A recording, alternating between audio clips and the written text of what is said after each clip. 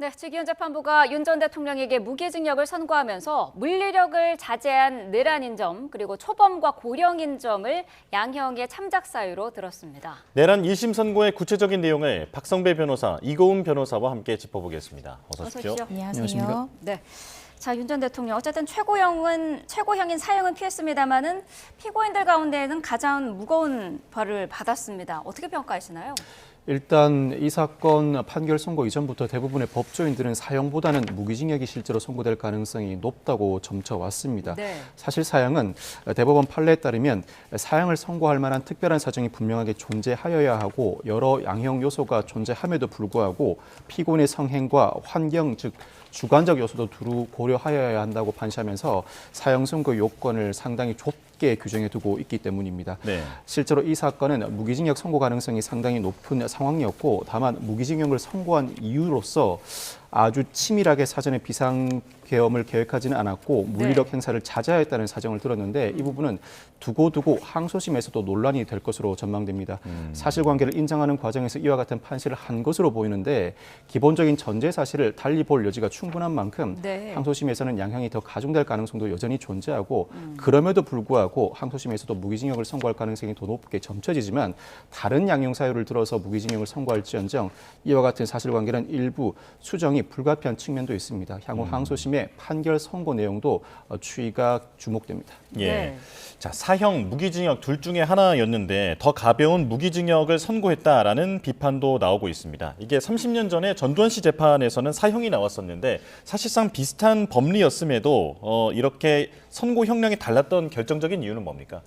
일단은 실패한 계엄이었다라는 것이었고요. 일단은 특검에서는 사실상 공소장 변경 절차를 통해서 지금 이 비상계엄에 대한 최초 모의 시기를 2024년에서 2023년으로, 그러니까 비상계엄 선포 시기부터 약 1년 전부터 계속해서 치밀하게 계획된 장기 집권을 위한 플랜이었다라는 취지로 특검이 공소장 변경을 했습니다. 네. 그렇지만 지기현 재판부에서는 관련된 증거를 검토한다 하더라도 특히 특검이 이렇게 모의 시기를 당겼을 때 가장 중요하게 작용됐던 것이 바로 노상원 전 사령관의 수첩이었는데 그 수첩의 증거력 자체를 인정하기 어렵다라고 했거든요. 따라서 이 비상계엄이 사전에 철저하게 준비된 비상계엄이었다라기보다는 윤 전 대통령이 일종의 우발적으로 선포하게 된 비상계엄이었다. 따라서 대부분의 계획들이 실패로 돌아왔고 그만큼 허술했다라는 점을 참작을 해서 비록 특검에서는 사형이라는 가장 극한형을 구형을 했지만 이런 점을 참작해서 이 무기징역형으로 최종적인 선고 형량을 결정한 것이 아닌가 싶습니다. 네,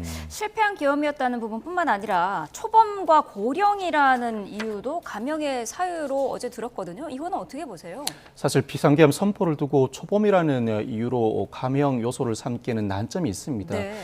그 부분을 재판부도 의식하고 있었던 것으로 보이고, 이 사건은 비상계엄을 선포하는 과정에서 비상계엄 자체가 민주주의의 핵심 가치를 훼손하는 중대한 범죄이다. 나아가 윤 전 대통령은 아직까지 진지한 사과를 한 적이 없고 정당한 이유 없이 출석을 거부하기까지 하였다고 가중 요소를 먼저 설치합니다. 그럼에도 불구하고 중대한 감형 요소로 사전에 치밀하게 범행을 계획하지 않았고 물리력 행사를 자제하였다는 사정을 들면서 여러 가지 감형 요소 중 하나로서 범죄 전력이 존재하지 않고 장기간 공무원으로 봉직하였으며 비교적 고령이라는 사정까지 들었습니다. 사실 범죄 전력이 없다는 사정은 애초에 실형이 선고될 만한 사항도 집행유예를 인정할 만한 감형 요소라고 할 수 있습니다. 그렇지만 이 사건의 경우에는 비상계엄의 특수성상 범죄 전력이 없다는 사정을 감형 요소 전면에 내세우기는 상당히 어렵습니다. 전면에 내세우지는 않을지언정 개인적인 여러 가지 감형 요소 중 하나로서 범죄 전력이 없다는 사정도 동시에 들었다고 평가하는 것이 합당해 보입니다. 예. 이게 무기징역이라는 것에 대해서 이제 비판하는 입장에서는 이게 위헌범이라는 용어가 나왔는데, 그러니까 시도를 한 것만 해도 엄한 처벌을 하는 것으로 처음에 이제 판결을 하면서도 그렇게 설명을 했는데, 계획이 허술했다고 봐주느냐, 이런 비판이 있었고요. 그리고 물리력의 행사를 최대한 자제시키려 했던 정황도 있다라고 하는데, 707이 국회 창문을 깨고 들어가기도 했는데 어디에서 자제를 시켰다는 것이냐라는 비판도 있거든요. 이거 어떻게 이해해야겠습니까? 네, 저는 어제 지기현 판사가 지적했던 어떻게 생각하면 조금 유리한 양형 사유 중에 가장 납득이 되지 않는 부분이 바로 직접적인 물리력 행사를 자제시키려 노력했다라는 부분입니다. 네.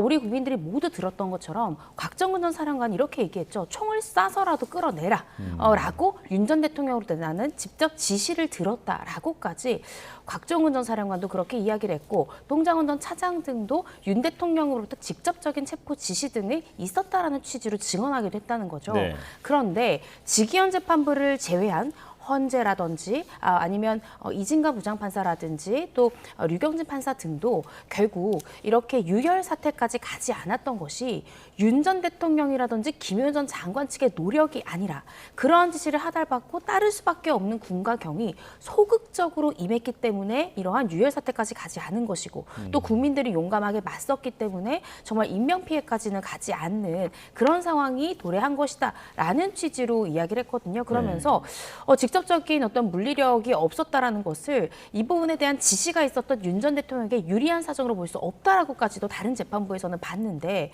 지금 실질적으로 윤석열 전 대통령의 가장 정점일 수 있는 수개 혐의를 판단하는 재판부에서 윤 전 대통령에게 유리한 사정으로 이렇게 직접적인 물리력 행사를 자제시키려 노력했다. 사실 이 부분은 윤 전 대통령과 김용현 전 장관의 진술 외에 어떤 것이 이러한 점을 뒷받침해 줄 수 있는 것인가. 오히려 이에 배치되는 참고인이라든지 다른 공범들의 진술들이 더 많은 것이 아닌가라는 점에서 모르겠습니다. 이후에 이제 특검에서도 항소를 전 제기할 것이라 보여지는데 네. 항소를 제기했을 때 이제 특검이 어제 이야기했던 것이 양형도 아쉽지만 사실 인정 부분 아쉽다고 했습니다. 저희 사실 인정 부분이 아쉬운 부분들이 바로 이러한 포인트들이 있지 않을까라는 생각이 들어서요. 이 부분에 대해서는 항소심에서 충분히 다시 한번 더 다퉈볼 만한 요소가 될 수 있다라는 생각이 듭니다. 네. 어제 직위원 재판부는 원칙적으로 대통령의 계엄 선포는 사법심사 대상이 아니라고 얘기를 했습니다마는 이번 계엄은 내란으로 판단을 했거든요. 어떤 근거였을까요? 이 사건은 여러모로 중요한 쟁점을 다수 포함하고 있습니다. 그중에서 네. 가장 중요한 쟁점이라면 대통령의 비상계엄 선포를 어떠한 요건에 따라 내란죄로 인정할 수 있는가입니다. 이에 대해서 사전에 직위원 재판장은 비상계엄의 실질적 절차적 요건을 거쳤는지 여부는 내란죄로 인정할 만한 판단 근거로 삼기 어렵다고 판시하였습니다. 이는 네. 대통령의 판단 영역이라고 남겨두었습니다. 그 대신에 형법상 구성 요건 문헌에 충실하게 국헌을 문란할 목적이 인정된다면 내란죄로 인정할 수 있다는 판단 기준을 제시하였는데 국회, 행정부, 사법부의 본질적 기능을 훼손한 경우에는 내란죄가 인정된다는 취지입니다. 즉 네.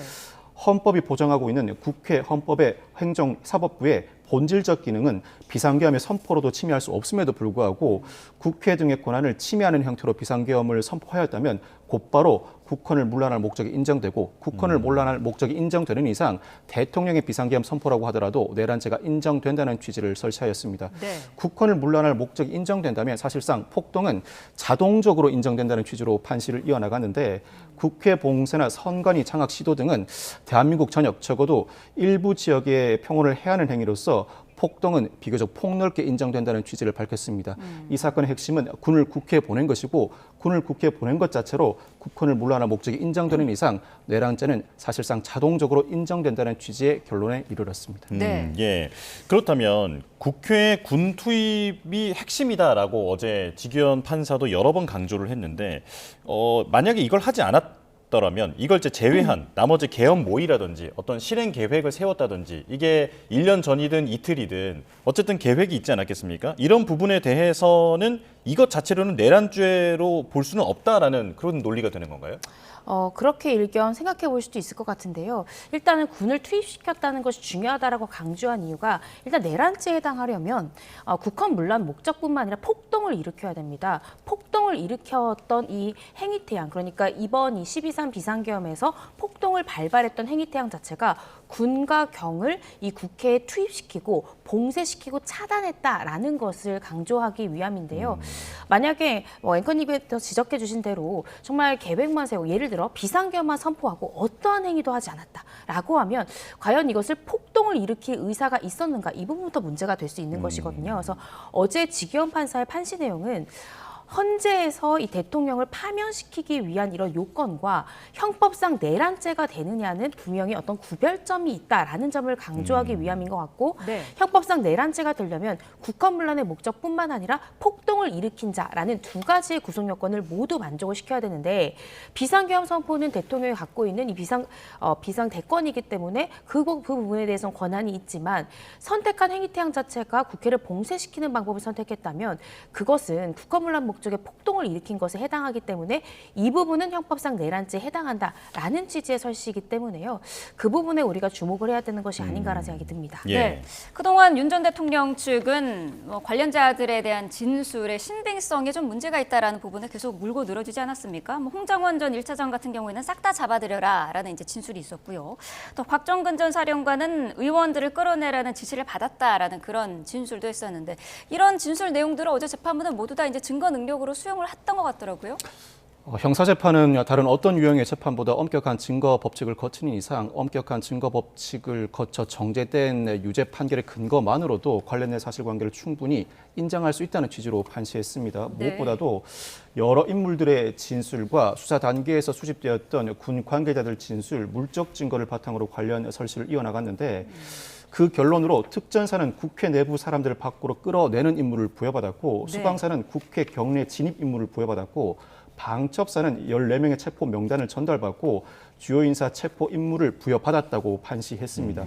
군을 국회에 투입시키면서 국회를 장악하려는 시도를 이어나갔다는 전제하에서 이와 같은 주요 인물 체포 시도는 여러 근거에 기해 인정된다는 취지의 판시를 이어나갔는데 네.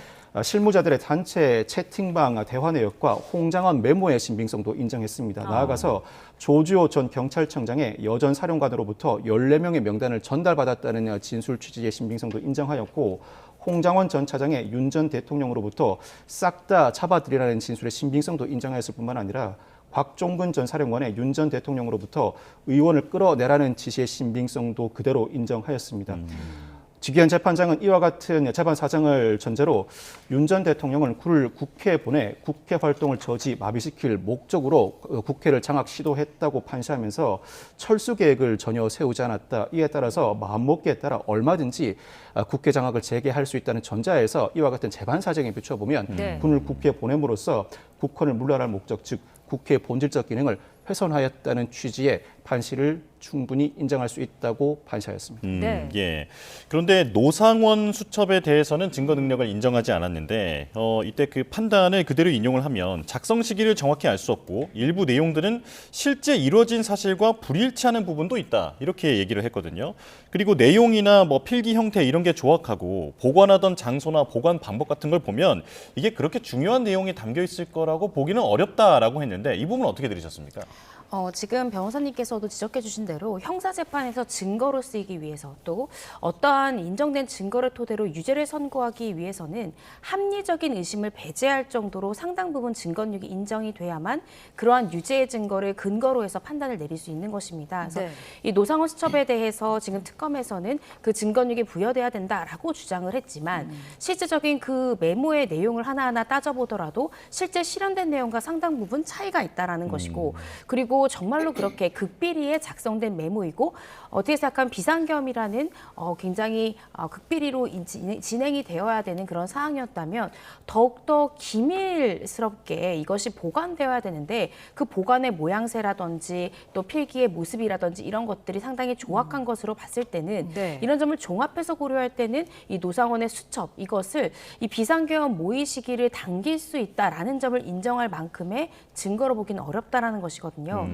그런데 이 부분에 대해서 아마 특검도 항소심에서 충분히 다툴 것이라고 생각이 듭니다. 그 이유가 특검의 시각은 달랐는데요. 특검은 노상원 수첩 자체가 일종의 스모킹건이다라고 봤기 때문에 그곳에 기재됐던 내용들이 이 비상계엄 선포의 근거라든지 이유라든지 최초의 모의 시기 등을 특정할 수 있는 굉장히 중요한 증거다라고 봤기 때문에 네. 같은 증거를 두고도 1심 재판부는 증거력 인정할 수 없다. 이것을 토대로 비상계엄 모의 시기를 1년 전으로 당길 수 없다라는 등으로 판단했지만 2심의 판단은 다를 수 있습니다. 그래서 특검에서는 이 부분에 대해서 아마 추가 증명을 통해서 최대한 증거력 확보하고 비상계엄 모의 시기도 사전에 철저히 계획된 것이다라는 것을 인정받을 수 있도록 상당 부분 노력할 가능성이 높지 않을까 싶습니다. 네, 그러니까 노상원 수첩은 증거로 인정되지 않았는데 노상원 전 정보사령관 같은 경우에는 어제 징역 18년을 선고를 받았거든요. 이거는 어떤 이유에서였을까요?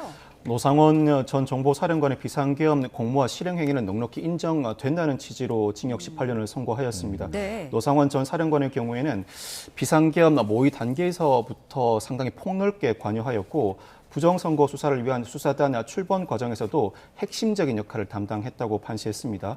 무엇보다도 비상계엄이 일정 시간 지속될 것이라는 전제 하에서 행동을 해왔고 비상계엄 해제 의결 직후에는 그 대책과 관련해 김용현 전 장관과 논의하는 등 비상계엄의 시작부터 끝까지 상당 부분 관여하였다는 취지로 유죄 판결이 선고되었습니다. 그럼에도 네. 불구하고 노상원 수첩의 증거 능력은 대체로 인정하지 않았는데 노상원 수첩의 증거 능력을 인정하지 않았다는 부분은 양형과도 직접적으로 연결됩니다. 네. 사전에 치밀하게 비상계엄을 계획하지 않았고 오히려 윤 전 대통령은 그동안 군 관계자를 비롯해 국방부 장관에게 국정을 자신의 의도대로 수행할 수 없다는 답답함을 토로해 오다가 비상계엄 선포 이틀 전에 감사원장에 대하여 국회 탄핵소추 의결이 되자 더 이상 참지 못하고 힘으로 국회를 제압하기로 마음을 먹었다는 취지로 판시를 이어나갔습니다. 네. 이는 극단적으로 해석하면 비상계엄을 우발적으로 발령하였다는 취지로도 해석할 수 있는데 이는 특검이 받아들이기 상당히 어려운 기본적인 사실관계라고 할 수 있습니다.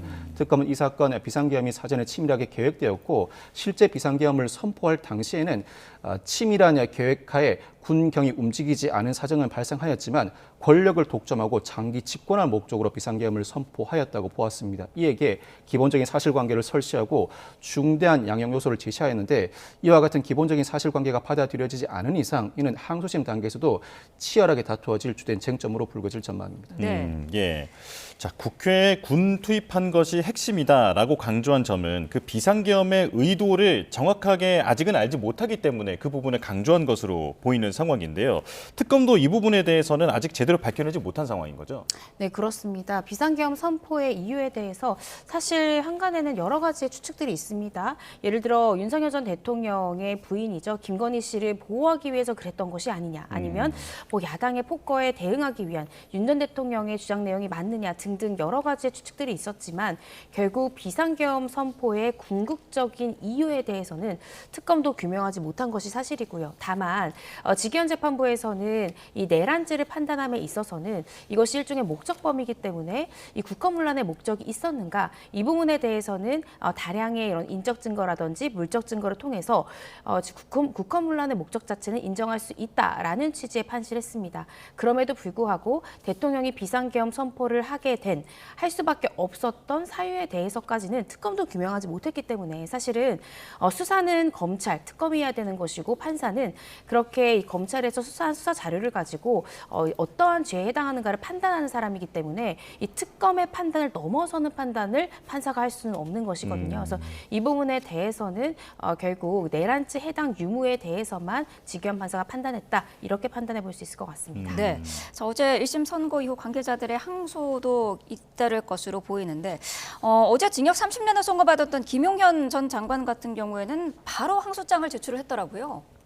형사재판은 판결 선고를 입으로 언급하는 것 자체 그 시점부터 곧바로 항소 기간이 경과하기 시작합니다. 일주일 내에 항소장을 제출하여야 하는데 통상은 판결문을 교부받고 판결문의 내용을 심층적으로 분석한 이후에 어떤 취지로 대응할 것인지 판단하고 난 다음 항소장을 제출하기 마련인데 네. 어제 김용현 전 장관 측은 곧바로 항소장을 제출했습니다. 직위원 재판장의 판결 언급 내용만으로도 충분히 다퉈볼 여지가 있고 어차피 이 사건은 양형이 문제가 아니라 무죄 공소기각을 이끌어내야 할 판결인 만큼 항소는 불가피하다는 사전 판단이 존재하였던 것으로 전망됩니다. 김용현 전 장관 측이 이미 항소를 제기한 이상 특검 측으로도 부담 없이 항소를 제기할 수 있는데 특히 김용현 전 장관의 경우에는 징역 30년을 선고받았지만 네. 과거 12.12 5.18 사태에서 내란 중요 임무 종사 혐의 유죄가 인정되었던 노태우 전 대통령의 경우에는 징역 17년이 확정된 바 있습니다. 그에 비하면 무거운 양형이라고 주장할 여지도 있습니다. 네. 양형과 관련해서는 항소심에서 조정이 필요한데 기존 판결을 답습한다면 형량은 높다고 평가할 수 있습니다. 그렇지만 현대 사회에서 여전히 민주주의의 위기는 도래하고 있고 12.12 5.18의 아픈 경험이 있음에도 불구하고 재차 비상계엄 선포 형식으로 내란죄가 저질러진 이상 기존의 판결을 그대로 답습할 것이 아니라 새로운 양형 기준 기준을 제시하여야 한다는 관점에서 비춰보면 네. 징역 30년이 적절하거나 오히려 가중 양형 요소로 작용할 수 있습니다. 항소심의 양형과 관련된 선고도 귀추가 주목된다고 할 수 있습니다. 네. 예. 김용현 전 장관 측이 그 양형이 아니라 공소 기각을 이끌어내야 하는 상황이다라고 말씀을 하셨는데 그렇다면 그 핵심 쟁점이 무엇이 될 것인가가 궁금한데요. 공수처의 내란죄 수사가 위법하다 뭐 이런 부분을 문제 삼을까요? 윤 전 대통령과 김 전 장관의 그동안 재판 과정에서의 행보와 태도에 비춰보면 양형은 큰 관심사가 아니었던 것으로 보입니다. 양형은 오히려 정치적 지형 변화에 따라 얼마든지 조기 석방될 가능성이 있다고 판단한 것으로 보이고 그보다는 무죄와 공소기각에 초점을 맞추었던 것으로 보이는데 공소기각과 관련해서는 공수처의 수사권과 구속기간 만료 후 공소 제기 자체에 방점을 찍은 것으로 보입니다. 공수처의 수사권이 없다는 전제, 나아가서 구속기간이 만료한 이후에 윤 전 대통령의 경우에는 공소가 제기된 상황이라면 공소 제기의 절차가 법률의 규정에 반하여 무효이므로 공소기각되어야 한다는 취지의 주장을 충분히 할 여지는 있습니다. 다만 실제로 일부 불법 구금이 자행되었다고 하더라도 기존 판례에 비춰보면 불법 구금이 자행된 기간 중에 수집된 증거에 증거 능력을 배제할 사유는 될지언정 공소 제기 전반을 무효로 귀속시킬 수 있을 만한 쟁점인지는 다소 의문이 제기됩니다. 이 부분 주장은 항소심 나아가서 대법원도 정리를 해주어야 할 것으로 보이고 어제 판시 내용 중에는 지기현 재판장이 구속 취소 당시에 공수처의 수사권에 다툼의 여지가 있다는 취지의 판시를 하였음에도 불구하고 결국 그 결론은 공수처의 수사권이 인정된다는 취지였습니다. 네. 공수처의 수사권은 검찰의 수사권과 더불어 직권남용 수사권을 전제로 하고 있고 직권남용을 수사할 수 있는 이상 중간 매개 없이 직접 연결되는 내란죄 수사권으로도 연결될 수 있다는 취지로 판시를 이어나갔습니다. 그 전제로서 현직 대통령으로서 소추할 수 없는 내란죄가 아닌 직권남용에 대한 수사가 가능한지 여부에 대해서도 판시를 이어나갔는데 소추는 할 수 없을지언정 직권남용 등 여타 관련 수사는 충분히 이어나갈 수 있다는 중요한 쟁점에 대한 판시도 이어나갔습니다. 여러모로 내용, 절차 전반에 걸쳐서 대법원이 정리해 주어야 할 주요 쟁점을 포함하고 있는 사건이라고 할 수 있습니다. 네. 예. 경찰도 내란에 관여를 했다고 판단을 한 것 같습니다. 조지호 전 경찰청장은 징역 12년, 또 김봉식 전 서울경찰청장은 징역 10년을 선고받았어요. 어떻게 평가하시나요? 네, 그렇습니다. 결국 조지호 전 청장이라든지 김봉식 서울청장 같은 경우에도 물론 지시를 하달받고 가담하긴 했지만 네. 비상계엄 선포 그 시점으로부터 수시간 전에 지금 비상계엄 선포할 것이고 국회에 군을 투입할 것이다. 따라서 경찰이 이 부분에 대한 이 봉쇄를 도와야 된다라는 지시를 직접 들었다라는 것이고요. 네. 그러한 지시를 들은 후에 경찰도 가담해서 국회를 봉쇄시켰고 차단했기 때문에 이 부분에 대해서는 내란 중요임무 종세에 해당할 수밖에 없었다라고 판단 내렸습니다. 심지어 지금 조지호 전 청장 같은 경우에는 경찰의 총책임자임에도 불구하고 위헌 위법한 포고령 내용에 대한 위헌성 이 부분에 대해서 제대로 판단조차 하지 않았다라는 점을 지적하기도 했는데요. 네. 또 경찰이 군의 출입을 도와주기도 했고 선관위의 경찰 투입까지 지시하기까지 했기 때문에 이런 부분들을 종합해서 고려하자면 결국 내란 중요임무 종사 혐의에 해당한다라는 것이고 이 부분에 대해서는 중형 선고가 불가피하다라는 취지로 중형을 선고한 것이 아닌가 싶습니다. 심지어 조지현 전 청장 같은 경우에는 세세한 지시까지는 안 했고 또 혈액암을 앓고 있는 등의 유리한 정상까지 참작했지만 상당한 중형이 선고된 것이고요. 네. 또 김봉식 전 서울청장 같은 경우에도 초범이고 공직자로 상당 기간 동안 봉직했음에도 불구하고 직접적으로 경찰을 이 국회에 투입했다라는 등의 실질적인 실행행위에 가담을 했기 때문에 이 부분에 대해서는 모든 혐의가 인정됐다 이렇게 평가해 볼 수 있을 것 같습니다. 예. 그런데 그 이상민 전 행안부 장관은 징역 7년을 받지 않았습니까? 그렇다면 그 경찰을 총괄하는 행안부 장관이 7년을 받았는데 왜 그 아래에 있었던 경찰 수뇌부가 12년, 10년을 받았느냐? 그래서 이제 이상민 전 행안부 장관의 형량이 너무 가볍다라는 지적도 나오더라고요. 네, 그렇습니다. 저는 전반적인 형량이 2심 진행 과정 중에 정리가 될 가능성이 상당히 높다라는 생각이 듭니다. 네. 1심의 형량이 이렇게 달랐던 것은 사실은 내란이라는 같은 사건을 심리함에도 불구하고 재판부가 쪼개져서 각각 다른 판사가 판단을 했고 그 양형 기준의 설정 자체가 판사별로 굉장히 상이했기 때문인데요.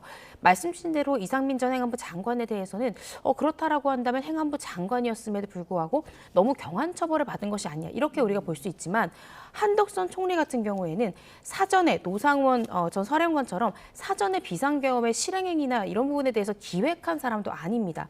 그럼에도 불구하고 노상원 전 사령관보다 훨씬 더 중한 23년형을 선고를 받았거든요. 근데 2심에 가게 되면 내란 전담 재판부에서 공통적으로 이 사건을 다룰 것이고 네. 그렇다라고 한다면 언제부터 비상계엄 실행에 대해서 알았는가, 그리고 기획 단계부터 사전 공모 단계부터 함께 했는가, 아니면 비상계엄 선포일부터 이 부분을 알고 수동적으로 그 지시에 따랐거나 혹은 방조한 책임이 더 큰 것인가, 이것에 따라서 국민들이 납득할 수 있도록 형량차를 두고 형량이 좀 조정될 가능성이 상당히 높다는 생각이 듭니다. 네. 네, 알겠습니다. 지금까지 박성배 변호사, 이고은 변호사와 함께했습니다. 고맙습니다. 그렇습니다.